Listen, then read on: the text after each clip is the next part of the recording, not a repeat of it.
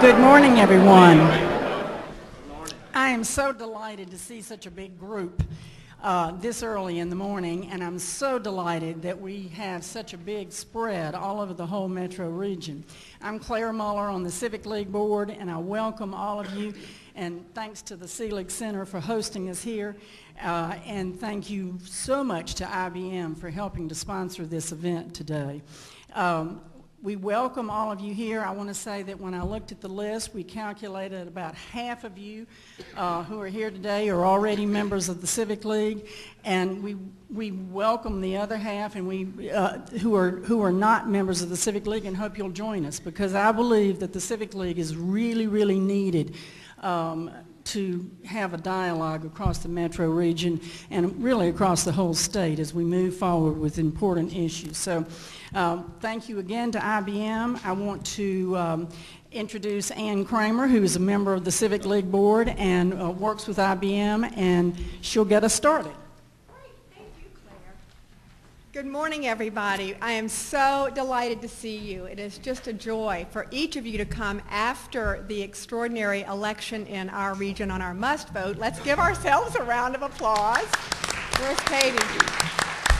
Because we kept thinking this meeting might be very different today had we not gotten the opportunity to continue to update, reform, and maintain the water systems in our community. So thank you to all of you.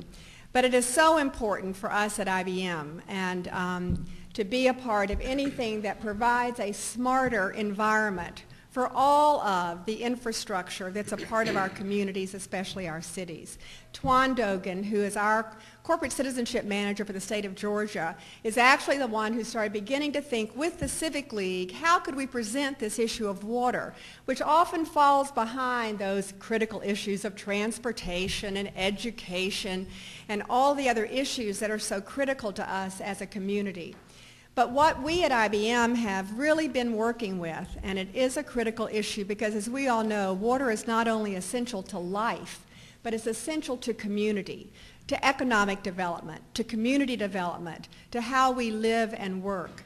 And in that kind of process, Twan had been working with the Nature Conservancy in Georgia to create an example of what this smarter water for smarter growth really means.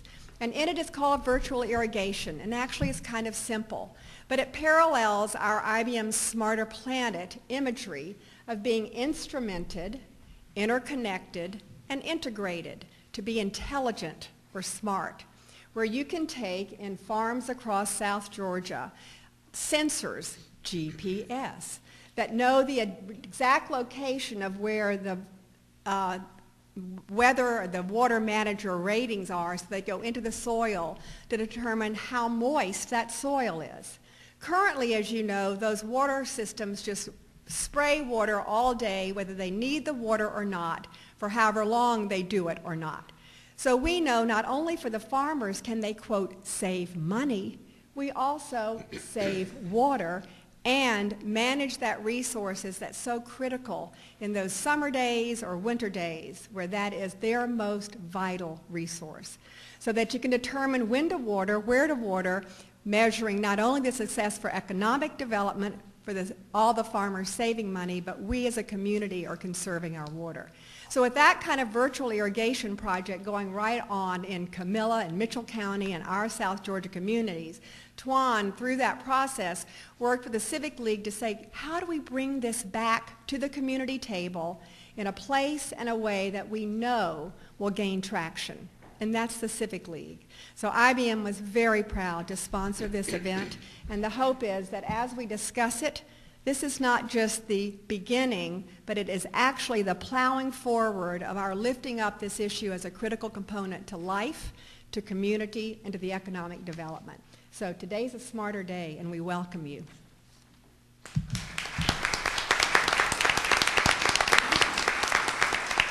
Thank you, IBM. And before we get started on our two panels, I did want to say that not only are we represented by all across the region, but we have elected officials here from Atlanta and Dallas, and we have departments represented from Roswell. We have elected officials from DeKalb and Fulton, and we have 2 members from Johnny Isaacson's staff here today. So I want to thank all the elected officials in the cities and counties for joining us too.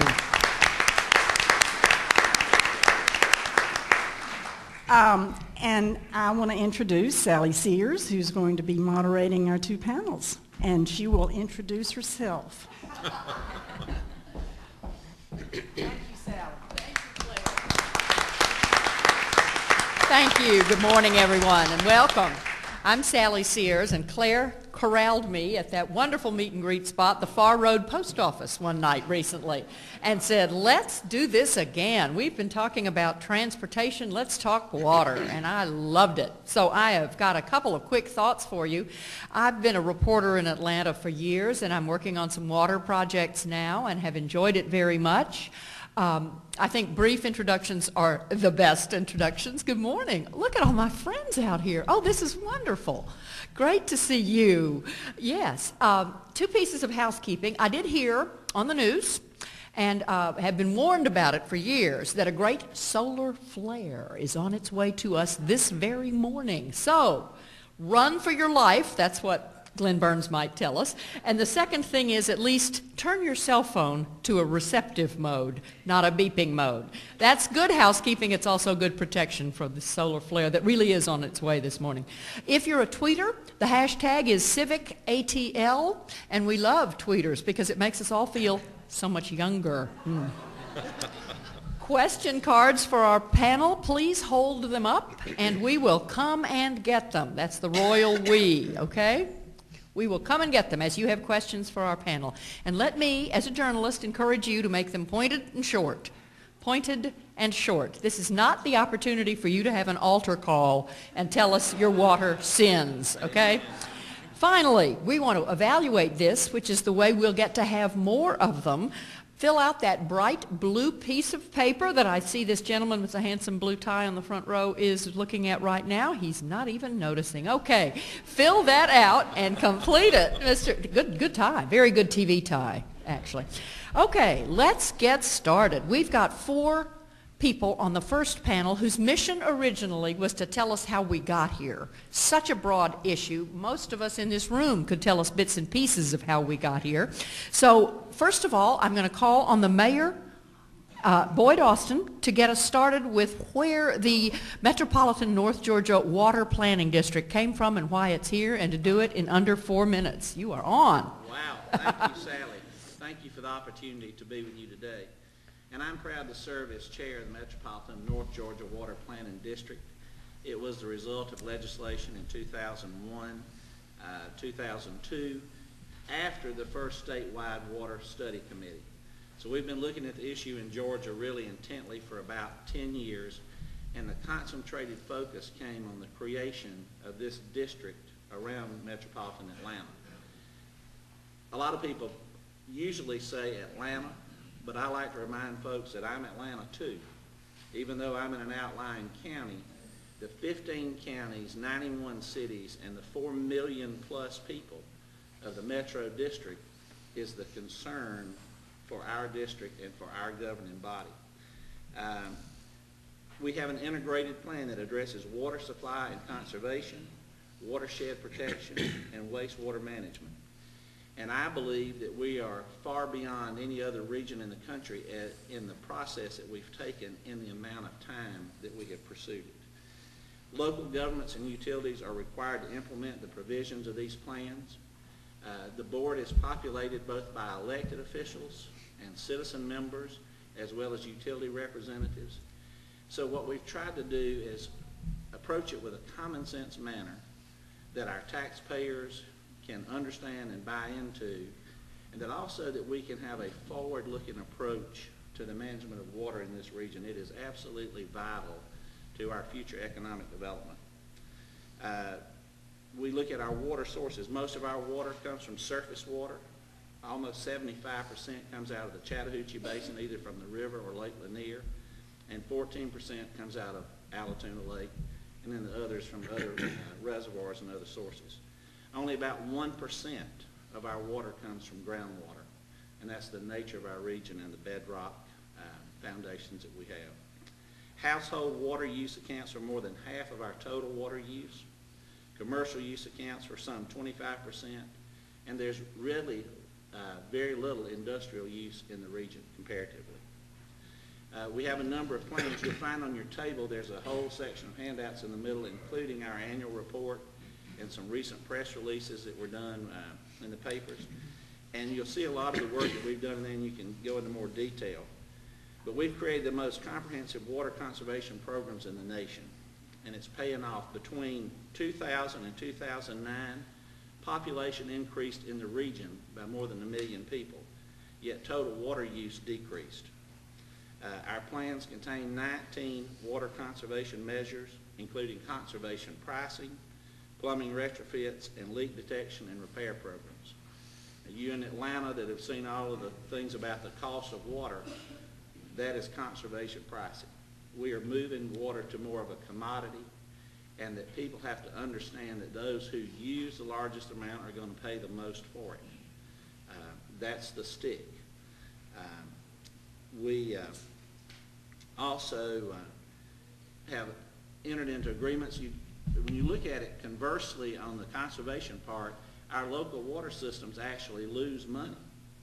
So we're spending some money on the front end on ordinances and on the conservation measures, plumbing retrofit programs, the toilet rebate program, and then on the back side, our utilities, with a reduction in demand, are actually losing money. So it's a model that we're trying to work into and to make sure that things are profitable for us. Another big issue is reservoirs. There's been a lot of talk lately about that with the governor. Water conservation is essential, but conservation alone will not provide the water needs for this region for the next 20 years and beyond. We have to create more reservoirs. We have increased allocations planned from Lake Allatoona and Lake Lanier over the time period.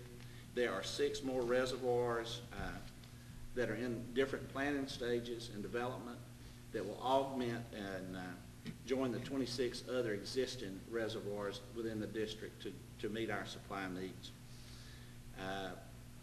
In watershed protection, we've done a lot to protect rivers and streams. Our stream bank buffer ordinances that have been passed by all of the district, counties, and municipalities will go a long way to protecting the quality of the water within the district.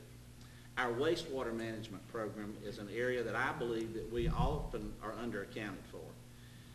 We seek to return high-quality, clean water to the systems and to get credit for that water going back in the systems. We want to return highly treated wastewater to its sources, and one of the best examples of that is the F. Wayne Hill plant. Former Chairman Hill is in the room with us. This is Gwinnett's newest plant. It's one of the most modern, most advanced in the country, and it began returning water to Lake Lanier last year. And we've also done a lot to ensure that our individual systems are managed well. The number of spills has steadily decreased over the past 10 years, and that's a result of improved system management and better understanding of the operation. So to sum it up, we are becoming a recognized leader in how we manage the system, how we manage our resources. And I think the one thing that I would leave you with in my introductory comments is the article that you have that was in the Atlanta Journal-Constitution. We must cooperate better within our region and within our state and within the Southeast on the management of water resources. We have an adequate supply. We have to work together. We have to be partners with one another. And our whole future economic development, our quality of life is dependent on it. And once we understand water, it's a complicated issue, that we can begin to move forward, and we understand that political boundaries and geographical boundaries often battle with one another, and we need to make concessions for that. Thank you, Mr. Mayor. I heard some key words, and I felt some eyebrows go up: reservoirs, credit for returning water. I'm seeing some spark plugs out here, so I think we've begun what we wanted to do. Ellen, are you happy with this? This is where we wanted to be, which is having people think about what the issues are where we disagree as well as where we agree. And if we all agreed on everything, Patricia Barmeyer wouldn't have a job. No good for that. Let's keep King and Spalding and Patricia Barmeyer in business. My friend, what can you tell us about how we got here and where we are right this second? Sally, could you go to slide number 3?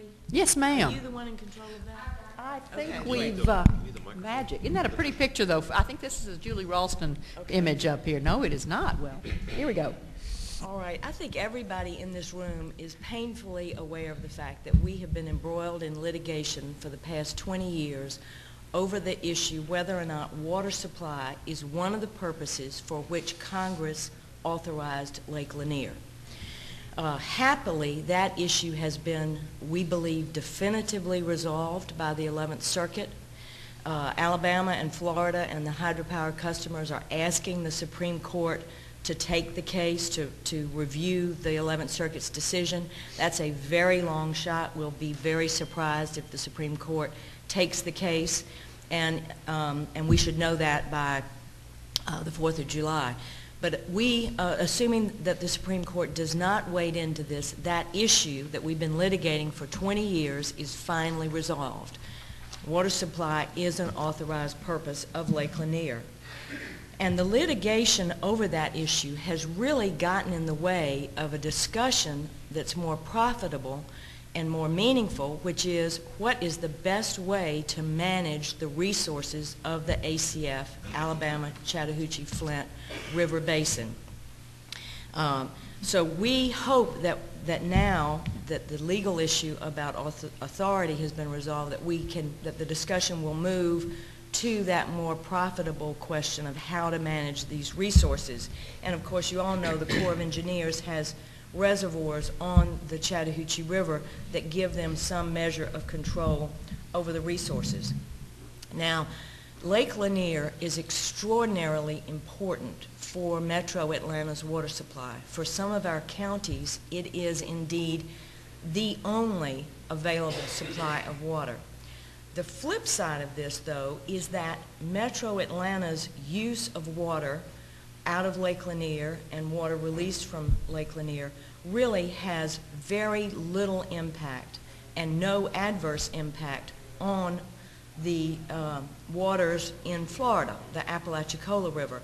And I asked them to put up this slide. I don't know how much you can see of this, but I think you probably all know the Chattahoochee and the Flint come together at the Florida line, and then it becomes the Apalachicola River.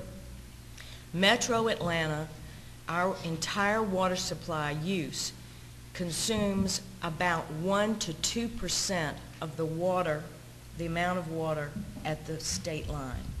In extreme drought, it's still less than 3% of the flows at the state line. Now, the reasons for this are, first, Lake Lanier is at the very headwaters of the Chattahoochee River. The dam at Lake Lanier controls only 9% of the water in the basin. More than 90% of the water in the ACF basin comes into the basin below Lake Lanier, cannot be managed by Beaufort Dam, and is independent of Beaufort Dam. Secondly, as Boyd said, Metro Atlanta returns over 60% of the water it takes out. We return more than 60% of it to Lake Lanier and the Chattahoochee River, and that amount is going to increase as the Hill plant increases its returns to Lake Lanier. So most of what we take out, we put back in the form of highly treated wastewater. Third fact, the Flint River is about half of the basin. Geographically, it's about half of the basin, and the water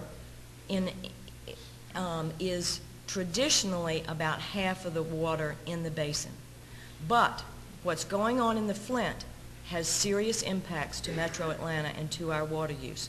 With the high price of cotton and the increased use of these center pivot irrigation systems, the farmers in the Flint are taking unprecedented amounts of water out of the groundwater in the Flint River Basin.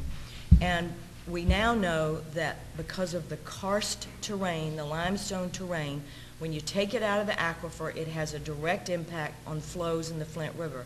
And now flows in the Flint River are about 10% of the normal flows. We've had a terrible drought.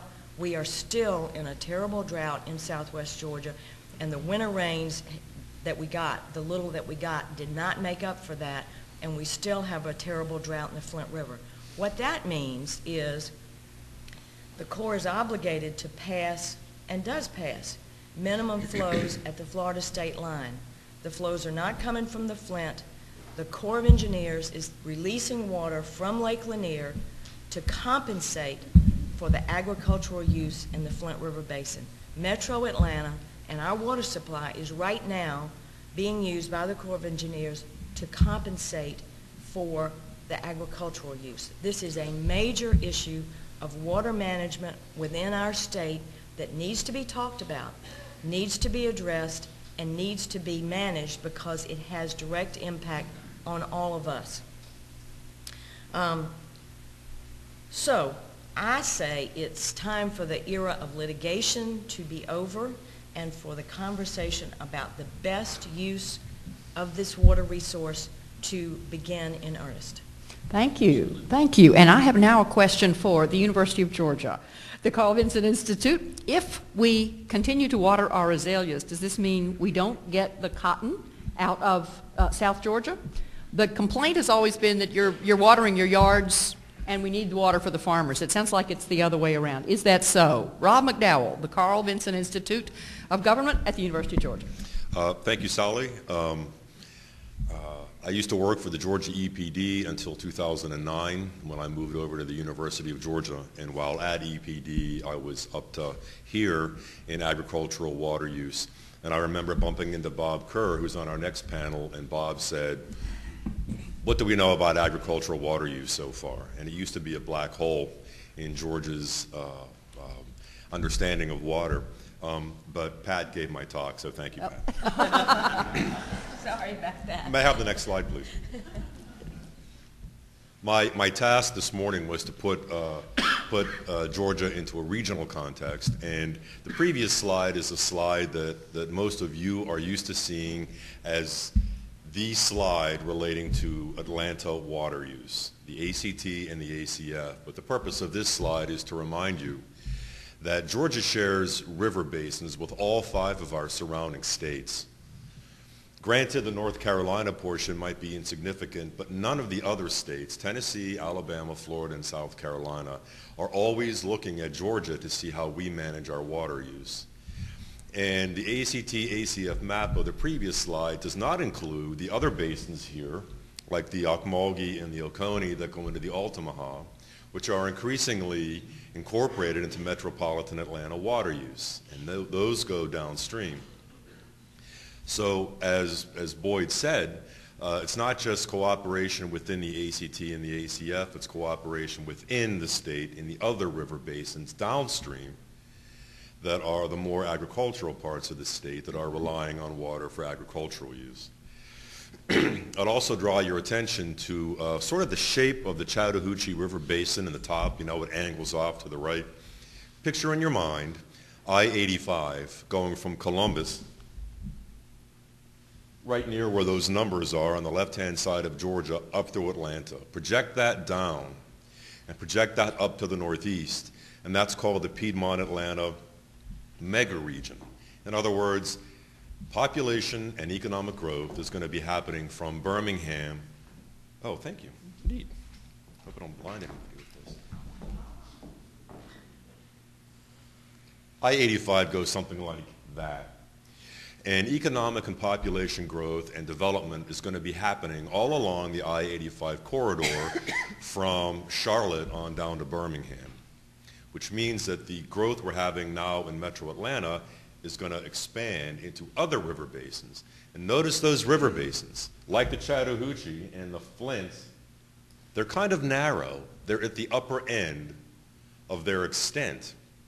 So the problems of using very small, narrow surface waters in North Georgia for metropolitan Atlanta and other purposes is going to increase as that growth taps in to other narrow river basins in North Georgia. May I have the next slide, please? May I have the next? Oh, there we go. Now, not only do we share river basins with our neighbors, but we also share one of the greatest aquifers in the world with our neighbors, and that's the Floridan aquifer. It's a limestone. It's a very thick limestone called the Ocala limestone in South Georgia. And it's shown by this brown and blue area. You can see that the principal state that we share it with is Florida. And this is the aquifer that Pat was referring to, Patricia was referring to, where the farmers are tapping for irrigation. So, to answer your question, Sally, they are getting their water from this underground aquifer. It's a different water system than what we are using up here. We're getting our surface water to water our azaleas from the rivers in southwestern Georgia, in the lower part of the Flint River Basin. The overwhelming use for agricultural irrigation is the Floridan aquifer. And it turns out that's the way it is elsewhere in South Georgia. It's principally groundwater use, but the groundwater use is the highest in the lower Flint River Basin. But notice that this aquifer all over South Georgia is all over Florida. So Florida is very concerned about our use of the Floridan aquifer. May I have the next slide, please? This is the February 28th drought map, and as you can see, as Patricia pointed out, there's an exceptional drought, this dark brown color in southwest Georgia. There's not a level above exceptional. It might be biblical or something like that, and we're approaching that in southwest Georgia. Now, they just got 5 inches of rain. Some of the places in southwest Georgia got 5 inches of rain in the last weekend. But still, they're going to be in a very severe drought for the rest of the year.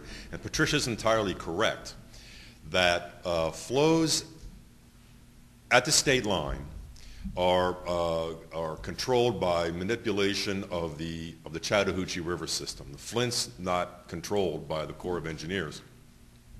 The farmers down there are very, very concerned that any shortfalls going over the Woodruff Dam are going to have to be made up by reductions in irrigation. So the darker the red and brown, the more farmers in all of South Georgia are suspicious that you are going to take their water. And they're never, ever going to let go of that concern and that fear. Even places in Ware County down here where it's not possible, they're worried that Atlanta's going to take your water, that you're going to take their water. Also, notice that this drought, this brown area, covers the whole center part of the irrigation, the agricultural belt of Georgia, from corn, cotton, and peanuts in the southwest through grapes and muscadines in the middle part and cotton, up into blueberries and Vidalia onions. The whole area, the whole agricultural heart of Georgia is subjected to very intensive drought, which means the farmers are going to use more groundwater, which means that in many parts of South Georgia, the groundwater levels are going to continue to decline. This is a USGS monitoring well showing the depth below the ground surface of the Floridan aquifer levels. I think this is Cook County. Worth County wells, Cook County wells, other wells in the area show this same decline of approximately 1 foot per year.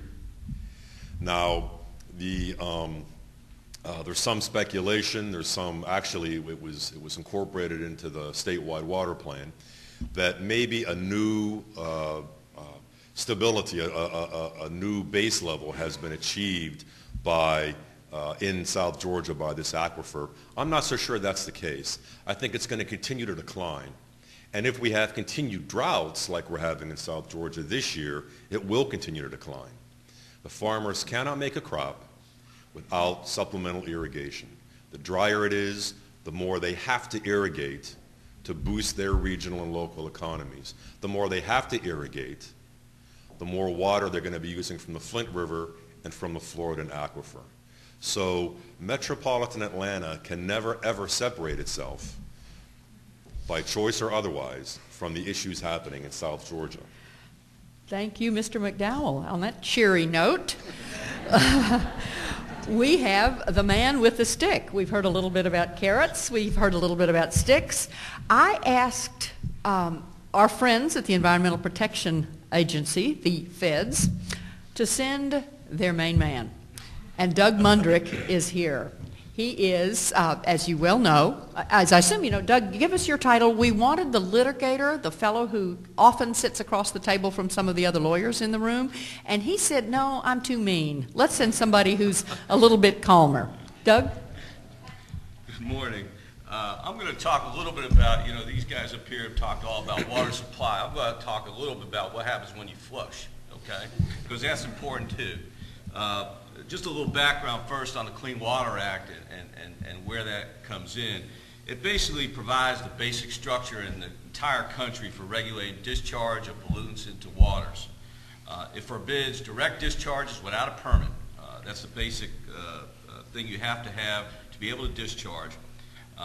It regulates all discharges, whether they go directly into water or if they go into you have an industry that discharges into a sewer system. It regulates that as well. It's generally administered in the country by the states, just like here in Georgia where EPD, Rob's old employer, does the day-to-day work. We tend to get involved when there's a real problem, let's put it that way. We had a real problem in Atlanta, so let's talk a little bit about the consent decrees. Some basics here. Atlanta, most people don't realize, actually has 3 different sewer systems. The first sewer system is the combined sewer overflow system, and that's in the older part of the city. What a CSO system basically does, it's a mixture of both sanitary sewage, what you flush, and stormwater that when it rains, okay? And the whole idea is one pipe gets rid of it all, right? That's what the theory was back at the turn of the 20th century, when as we started populating, we had to get rid of all this waste. What happened was, in the 20s, basically, we realized that it wasn't a good idea to just flush your waste down to your downstream neighbor. Okay, so all of a sudden, the idea of treating our wastewater for the first time came into being in the 1920s or so. And so what happened was they realized pretty quickly that it costs a lot of money to treat water. And so they thought about basically, we'll separate out the stormwater because that's probably pretty clean, we think. So what happened was, once they start separating, that's how you got separate sewer systems. So consequently, in most of Atlanta, in all the outlying areas, it's all a separate sewage system. Okay, there's only 2 other systems like the CSO system that in downtown Atlanta in the entire state. There's only 23 in the entire 8-state region that we cover. Most of the combined systems are up in the Northeast where it's older industrial or the Midwest. So what happened? In the 90s, Atlanta's sewer systems started to experience a lot of non-compliance with their combined sewer overflows. They weren't meeting the permits, remember, that the Clean Water Act requires, weren't meeting the limits. There was basically a lack of capacity in the system. There was little to no operation and maintenance. There was no money to do it, okay?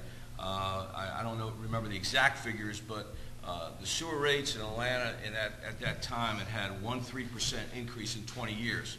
Now, I don't know about y'all, but 3% increase in 20 years doesn't usually cover costs too well. And that's basically what happened.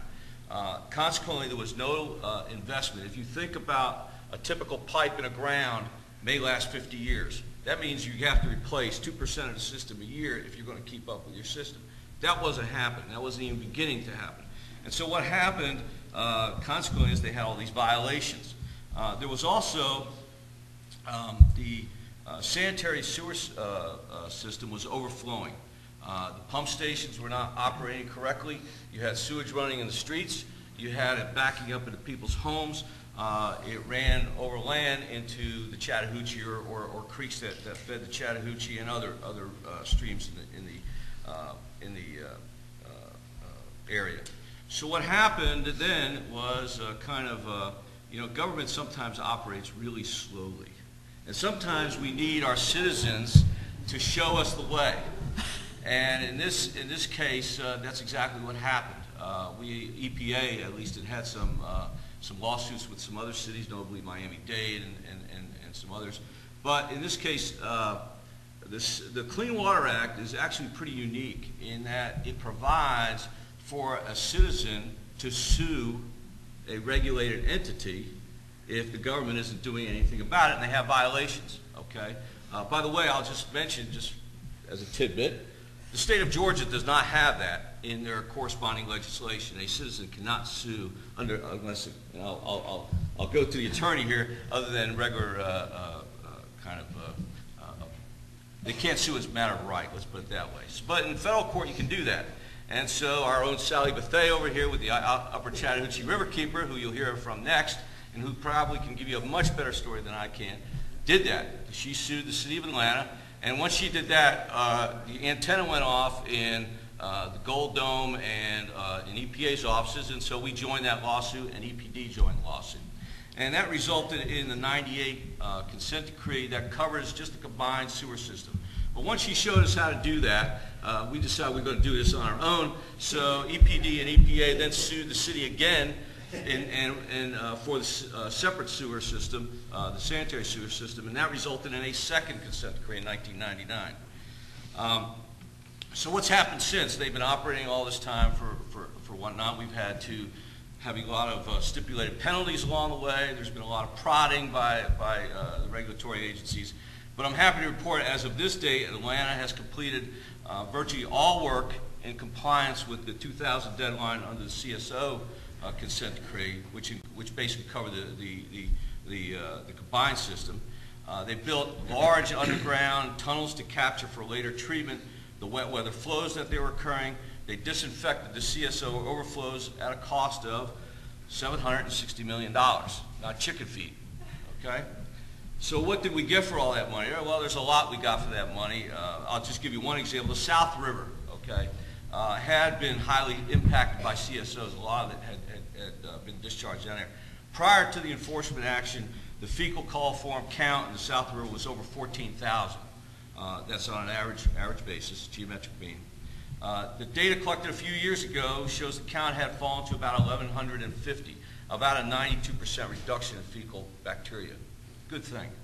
What about the SSOs? The sanitary sewer overflows pursuant to the second consent decree, Atlanta has or will have evaluated the integrity of its entire collection system.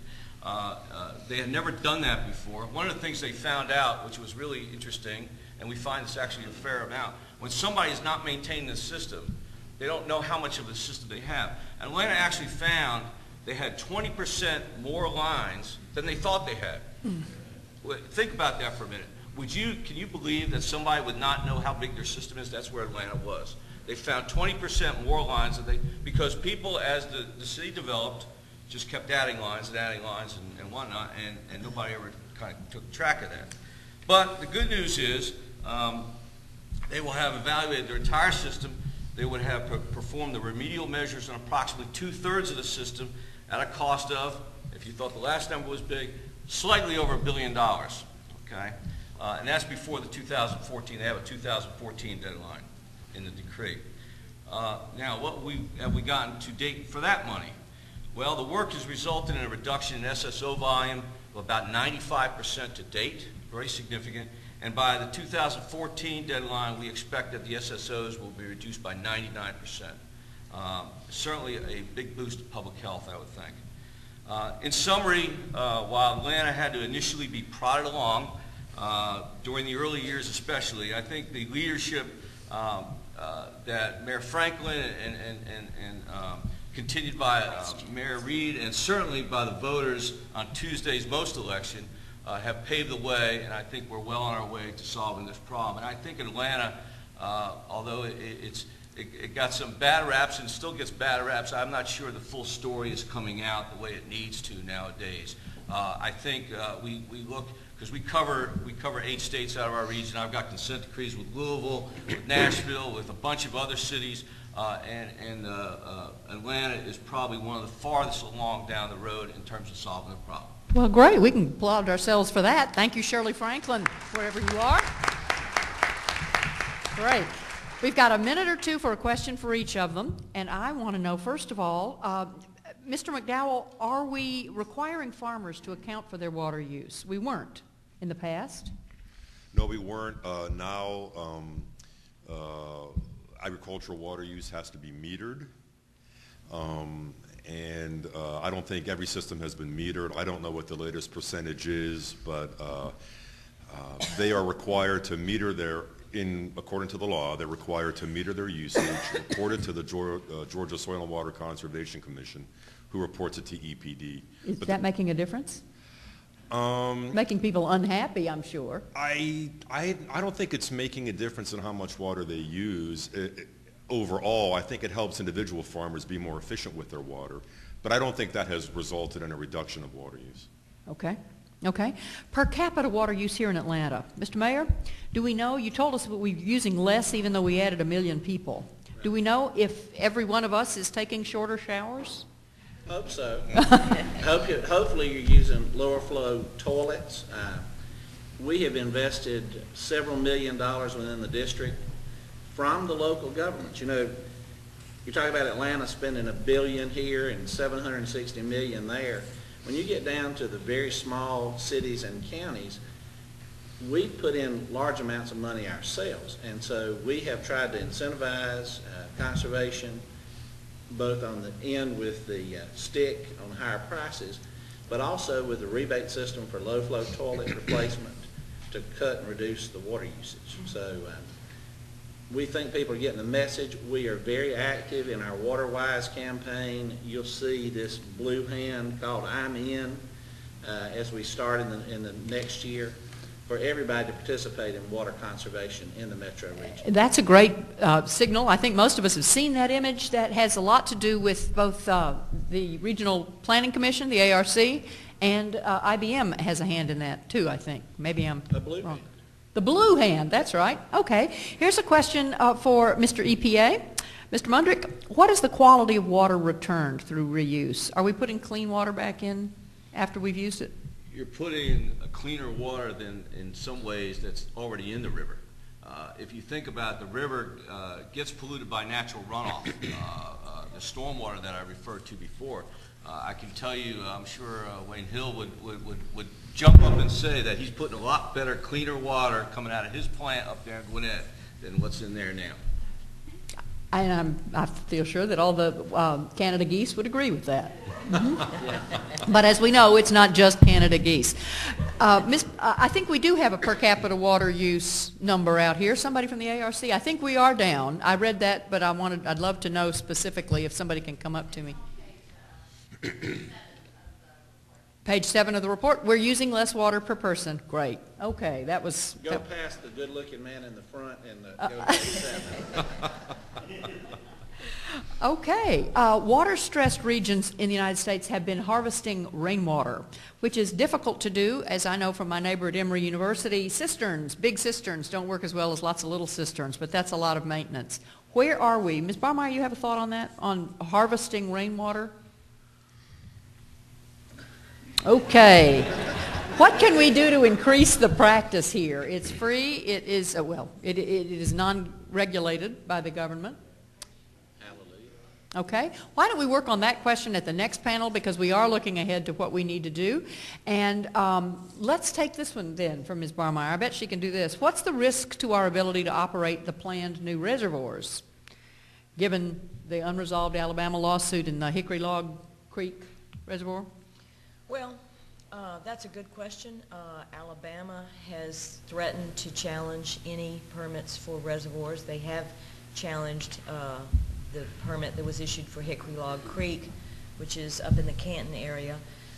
I don't know how serious they are about that, since the reservoir has now been fully constructed, so I doubt that that permit's going to be revoked. But that does loom. I mean, we need to resolve the issues with Alabama and with Florida, and one would hope that once the Supreme Court decides not to take the cases, that there can be a window of opportunity for the governors to negotiate. But, you know, there's anybody can sue anybody over anything, and there may well be delays to the reservoir projects because of litigation initiated by Alabama or by others. Is there a consensus on the part of the panel? We'll let this be a quick sort of lightning round before we break. That reservoirs in general are going to hold the answer or an answer, that we're going to have to build more reservoirs. Mr. Mayor, let's just go right down the line. It is an answer, and we need more reservoirs, and we have to understand that the water falls in Georgia. We ought to be able to use it, and then every time we kind of reach a consensus with one of our neighbors, they say, well, you ought to build a reservoir. We start to build a reservoir. We don't want you to have the water. So yeah, that's the common sense effort. Okay. And the endangered species is people and our businesses. Okay. Thank you, Mr. Snail Darter. Okay. Mr. Mundrick. Yes or no, Mr. Mundrick, we're going to have more reservoirs in Georgia? I think there'll be some more reservoirs. I don't know that there'll be as many as are being projected. I would suggest that some of the, in all candor, I think some of the reservoirs that are being proposed are really not more than amenity lakes to build very high-priced developments around. Okay. And I think we'll be taking a very close look because they need a 404 permit in most cases because they're filling wetlands, and we all know the value of wetlands, and so we'll be taking a close eye look. But I agree with the mayor that certainly reservoirs are part of the answer. Ms. Barmeyer? I would agree with that. Okay. I agree. Okay. I think we've got 100%. Why don't we give these folks the applause they deserve?